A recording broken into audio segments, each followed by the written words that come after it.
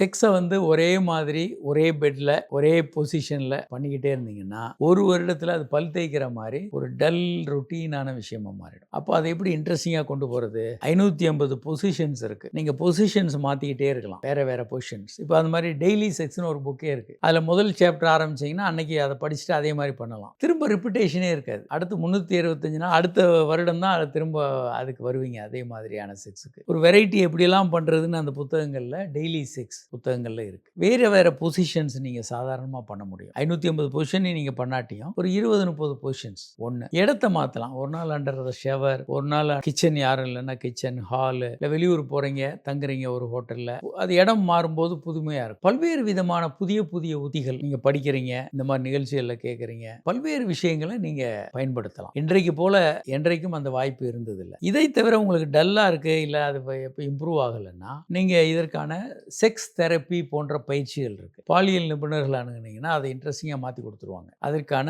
நிறைய மருந்து மாத்திரைகள் இருக்குது, பயிற்சிகள் இருக்குது, அது உங்களுக்கு மாற்றி கொடுத்துரும். அதை தவிர செக்ஸை நீங்கள் எப்படி பார்க்கணும் அப்படின்னா, ஒரு டல்லான விஷயம் இல்லாமல் வாழ்க்கையை இன்ட்ரெஸ்டிங்காக நீங்கள் கொண்டு போகலாம். வாழ்க்கை எப்பயுமே சோகமானது, செக்ஸ் எப்பயும் டல்லானது அப்படின்னு இல்லாமல் வாழ்க்கையை நீங்கள் உற்சாகமாக நீங்கள் அணுகலாம்.